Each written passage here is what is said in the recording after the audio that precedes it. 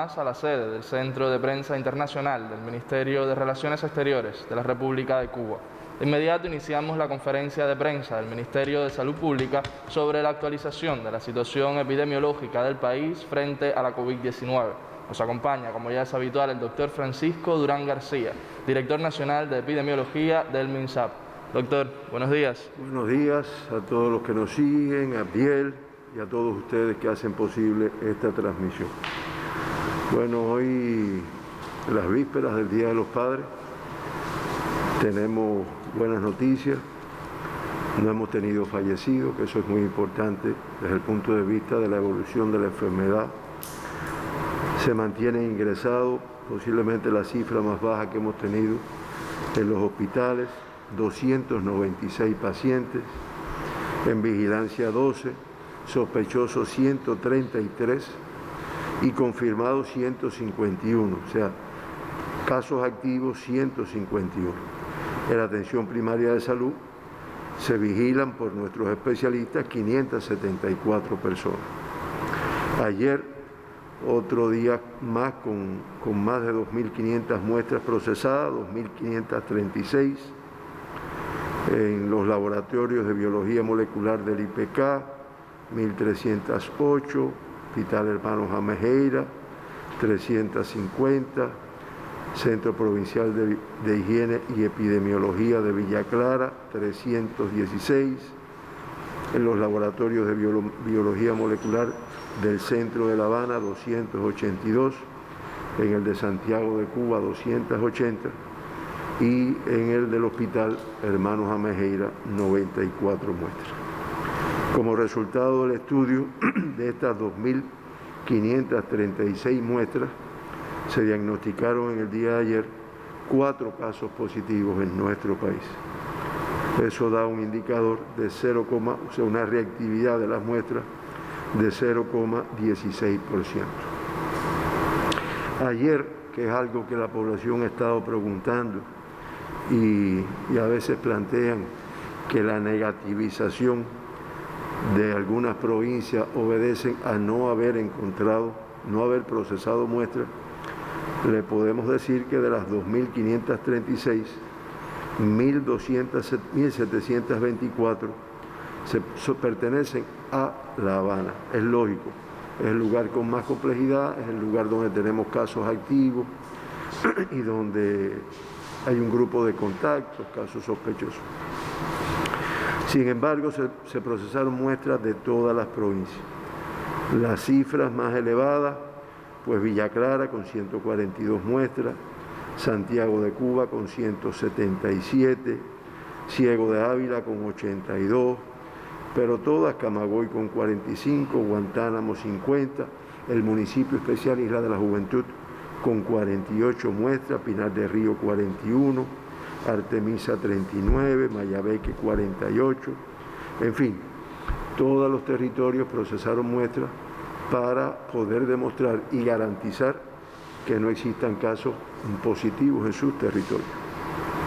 Ya se acumulan, desde que comenzó el estudio de esta pandemia en nuestro país, 148.812 muestras analizadas, realizadas, de las cuales 2.309 han sido positivas y por lo tanto se han confirmado 2.309 personas con la COVID-19 en Cuba. Esto representa el 1,6% de las muestras procesadas. De los 4 casos confirmados en el día de ayer, como también ha pasado en los últimos días, todos son cubanos. Los 4 fueron contactos de casos confirmados ya previamente, grupo de riesgo de mucho valor y por el cual se aíslan, se ingresan, se estudian y se acumulan ya 2.007 de los casos confirmados que han sido contacto, el 88,5% que han sido contacto de casos confirmados anteriormente. Se acumulan 99 en los cuales se busca la fuente de infección, el 4,3% de la epidemia, y se mantiene la misma cifra de personas que en el momento del diagnóstico han sido contacto, o sea, han adquirido la enfermedad por contacto con el extranjero, como fuente de infección el extranjero, que son 161 personas. De los 4 casos diagnosticados, 2 masculinos, 2 femeninos, ya se acumulan el 1.165 del sexo masculino, el 50,4%, y 1.144, el 49,5%. En el acumulado son del sexo femenino. 3 de los 4 de ayer son asintomáticos. De esta forma, en toda la evolución de la pandemia en Cuba, el 54%, o sea, 1.247, no han tenido síntomas en el momento del diagnóstico, y específicamente de lo que está ocurriendo en los últimos 15 días, que también hemos visto en días anteriores que ha tenido un cambio, se ha incrementado el número de casos detectados en asintomáticos, pues el 69,8% no tenían síntomas en el momento del diagnóstico. Estamos hablando de 123 pacientes que en los últimos 15 días, cuando se ha hecho la prueba, cuando se ha hecho el estudio, pues estaban totalmente asintomáticos. 2 casos están en el grupo de 20 a 39 años, en el grupo de 40 a 59 hay un caso, y mayores de 60 hay un caso. No se diagnosticaron niños en el día de ayer con la COVID-19 y se mantiene el acumulado de 249 niños que han sido diagnosticados, de los cuales se mantienen 231 que ya han sido de alta, con una evolución muy favorable, el 92,8%. Los 4 casos pertenecen a La Habana, pertenecen a 2 municipios de aquí de La Habana, y en cuanto a la tasa de incidencia de casos confirmados en los últimos 15 días, pues la provincia de La Habana, aunque disminuye su tasa de incidencia por 100.000 habitantes, sin embargo es la más elevada de nuestro país. Le sigue en segundo lugar la provincia de Matanza con 0,28, que es la otra que ha tenido casos en los últimos 15 días y que también disminuye su tasa con respecto al día anterior. Es lógico, al no tener nuevos casos confirmados, pues va disminuyendo. Y ratificamos que las restantes 13 provincias y el municipio especial Isla de la Juventud, Artemisa, Ciego de Ávila, Granma, Pinar del Río, Mayabeque, Villa Clara, Cienfuegos, Santi Espíritu, Camagüey, Las Tunas, Holguín, Santiago de Cuba, Guantánamo y el municipio especial Isla de la Juventud se mantienen sin confirmar casos en los últimos 15 días. Y como yo referí ayer, en algunos casos por más de un mes sin el diagnóstico de los mismos. De esta forma, hasta anoche a las 12 de la noche, de los 2.309 pacientes diagnosticados, se mantenían ingresados 151. Habían 151 casos activos, de los cuales el 99,3%, o sea 150, presentaban una evolución clínica estable, indicador favorable que habla de los tratamientos y las atenciones que reciben desde el punto de vista médico y de enfermería estos pacientes. Siempre lamentamos los 85 fallecidos que se acumulan en toda la pandemia de nuestro país. Eso da una letalidad de un 3,68%. Con esta letalidad, pues Cuba se mantiene en la posición número 18 en la región de las Américas, de los 35 países de la región de las Américas, de los cuales 10 tienen letalidades por encima de la región, que es de 5,17%. Cuba, con la tasa de 3,68, pues se sitúa en el lugar número 18. Siempre mencionamos los 2 evacuados, Ayer, otro indicador muy favorable, se dieron 34 altas de nuestros pacientes. Eso hace que el balance alta, casos diagnosticados, casos ingresados, confirmados, pues sea muy positivo en el día de ayer. Y de esta forma ya se acumulan 2.071 personas, 2.071 pacientes, el 89,7% de todos los diagnosticados en Cuba que están de alta, están recuperados, están en su actividad. Mantenemos un paciente crítico en el Hospital Salvador Allende, que es el mismo que hemos reportado en los días anteriores, que se mantiene crítico, aunque con una situación evolutiva estable, según nos explicaban los especialistas que lo atienden. El mundo, siempre las noticias alarman, ¿no? Aunque se mantiene en los 185 países que han diagnosticado con COVID-19, eso se ha mantenido así durante varias semanas, y de todas formas ayer se confirmaron 138.935 pacientes en el mundo. Ya la cifra supera los 8.457.305 casos confirmados. Más significativo todavía, pues fueron las 5.147 personas que en el mundo fallecieron ayer como consecuencia de esta enfermedad, dando un acumulado de 453.882 fallecidos. La región de las Américas, no menos compleja, ayer se confirmaron 72.324 casos y ya acumulan prácticamente el 50% de los casos del mundo, 4.170.615 casos confirmados en la región de las Américas, que representan el 49,31% del total de casos reportados en el mundo. Fallecieron ayer 3.338 personas para un acumulado de 215.737 fallecidos y una letalidad de un 5,17%, como habíamos dicho anteriormente.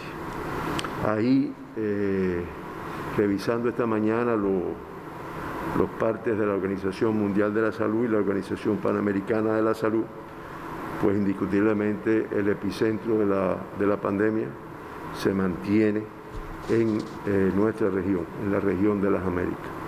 Lamentablemente es así. Y con cifras extremadamente alarmantes, esta mañana ya, aunque en el parte que tenemos aquí, habían 978.142 casos confirmados en Brasil.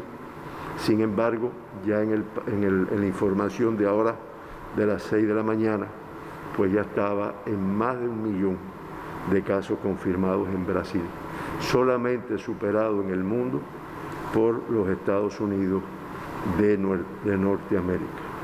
Y que indiscutiblemente todo tiene que estar relacionado con el no cumplimiento, que además eso se ha transmitido, ha sido la posición de los gobiernos de estos países que no han tenido resultados, pues ha sido no cumplimentar muchas de las medidas de restricción que indiscutiblemente han demostrado que es la única vacuna efectiva que existe hoy para prevenir y evitar y controlar esta pandemia en el mundo. Bueno, de esta forma nosotros terminamos nuestra información. Creo que como regalo del Día de los Padres hay unas cuantas preguntas, ¿no es así, Héctor? Exactamente. Entonces, bueno, pues vamos allá. Comenzamos entonces. Primera pregunta, formulada por la cadena televisiva estadounidense NBC, dice lo siguiente. El Mayo Clinic en Estados Unidos publicó los resultados de un gran estudio de 20.000 pacientes hospitalizados de COVID-19 que recibieron transfusiones de plasma sanguíneo de personas que se recuperaron. Los hallazgos indican que el tratamiento fue seguro y sugiere que administrarlo a las personas al comienzo de la enfermedad puede ser beneficioso. Ya el doctor Durán ha hablado en otras ocasiones sobre el uso de plasma de pacientes enfermos. ¿Podría hablarnos nuevamente al respecto? ¿Qué tan rutinario es usar este tratamiento? ¿Ha sido fundamental para salvar pacientes? ¿Compartiría usted algún dato concreto? Sí, esto no es, esta modalidad de tratamiento no es exclusivo de la COVID, como no fue exclusivo del ébola en el momento que se aplicó cuando la epidemia en África Occidental. Y realmente es una modalidad que se utiliza en varias enfermedades, en el cual yo, una persona que ha padecido la enfermedad, le extraigo el suero. Es un suero en el cual debe de haber títulos de anticuerpos suficientes para proteger contra la enfermedad y se lo administro a una persona que está enferma y que, bueno, lo ayuda a su nivel inmunitario, pues a defenderse de la misma, a recuperarse. En Cuba se ha utilizado esa modalidad, se ha hecho reportajes y se han visto entrevistas incluso a personas que después del alta han brindado su suero para extraer, o sea, han donado su sangre para extraer el suero y administrárselo a pacientes. Yo precisaba hoy en la mañana el número de personas que ya se han tratado en Cuba y estamos hablando de 29 pacientes en los cuales se le ha administrado el suero. Es cierto que no se utiliza como una modalidad terapéutica, como un tratamiento desde los inicios de la enfermedad. Generalmente, y me lo explicaba el profe Pereda, se utiliza en pacientes graves, en los cuales los resultados han sido muy satisfactorios. Quizá en otro momento podamos presentar los porcientos, todo esto que está aquí. Y también con la profesora Ileana Morales, jefa de Ciencia y Técnica de nuestro ministerio, directora de Ciencia y Técnica, pues ella nos decía que se está utilizando también en pacientes que después de los 15 días, con una evolución clínica favorable, con el tratamiento apropiado, cuando se le hace el PCR se mantiene positiva el mismo, la prueba se mantiene positiva. Y eso nos ha pasado en casos aislados. Aquí un día me preguntaron por una que creo que era de Mayabeque, que estuvo como 2 o 3 pruebas posteriores positivas, y en los casos que se han utilizado de estos pacientes para los cuales hay un protocolo, pues también ha habido resultados satisfactorios. Hay que reconocer que para lograr estos tratamientos en 29 pacientes, 138 se han procesado 138 muestras, o sea, los recuperados de nuestro país pues han donado su sangre para que se pueda aplicar el tratamiento en los pacientes que lo requieren. La experiencia existe. Las 2 provincias que más han trabajado son La Habana y Villa Clara, y los resultados en nuestro país, creo que al igual que el mundo, son satisfactorios. Correcto. NBC también pregunta, además de las medidas de distanciamiento social, ¿hay algo médicamente que Cuba hará para evitar una segunda ola que se prevé que se presente en algún momento del otoño? Mira, las nuevas olas estas, que se le llama a un incremento del número de casos en un momento determinado, o sea, después que usted logra controlar la enfermedad, en un momento aparece un número de casos. Para evitar eso no hay ningún tratamiento, ¿no? El tratamiento es en la forma preventiva para que la persona adquiera inmunidad, que eso en Cuba hay experiencia, está el Prevengovir, está la biomodulina, está el interferón nasal, pero eso lo que hace es que si coge el virus, pues la evolución sea más favorable. Ahora, evitar que lo coja hasta tanto se descubra una vacuna, la única vacuna posible, como también ha expresado nuestro presidente Miguel Díaz-Canel, pues es la protección, el cumplimiento de las medidas, que es lo único que te va a evitar que tú te contagies con otra persona. Todo lo que está establecido, distanciamiento social, uso del nasobuco, que como también se dice ya, vino para quedarse, al menos en determinadas ocasiones, la desinfección de las manos, todo lo que está establecido, que además nuestra población, a pesar de que una parte de ella no lo está cumpliendo bien, y lo decimos por lo que se ve muchas veces en las calles, pero cultura tiene, conocimiento tiene. Bueno, ya la otra parte es un poco de la responsabilidad individual de cada persona. Un usuario en redes sociales nos comenta lo siguiente: ya todas las provincias y municipios pasarán a la primera fase recuperativa, menos La Habana y Matanzas. Se ha informado que la COVID-19 será endémica y tendremos que convivir con ella. Las cifras de contagios que tenemos son muy bajas en comparación con el resto del mundo y la región. De mantenerse la situación actual, donde las cifras diarias pueden oscilar entre 5 y 20 casos positivos por día en La Habana, ¿eso significa que la provincia no pasará a la fase 1?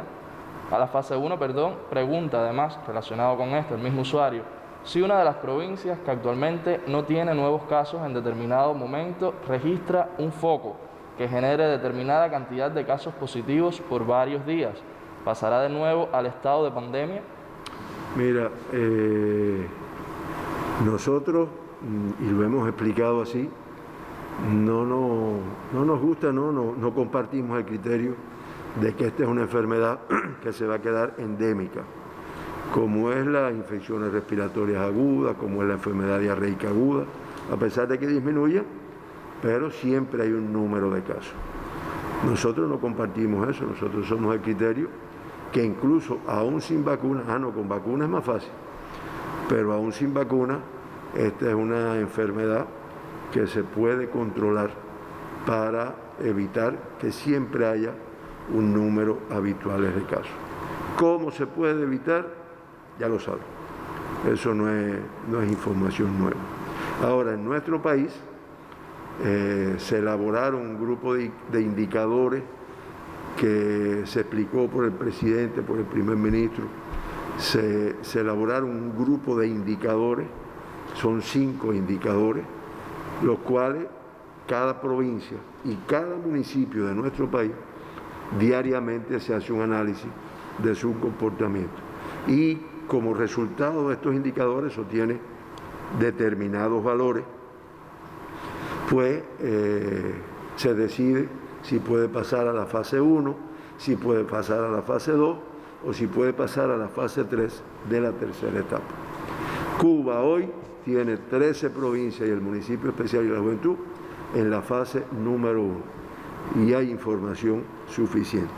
Estos indicadores miden tasa de incidencia, mide existencia de eventos de transmisión local, mide casos activos, por cientos de casos activos, mide casos en los cuales se ha detectado la fuente de infección, es otro indicador, y en la medida que esto va cumplimentando con lo que está establecido, pues se van abriendo las fases.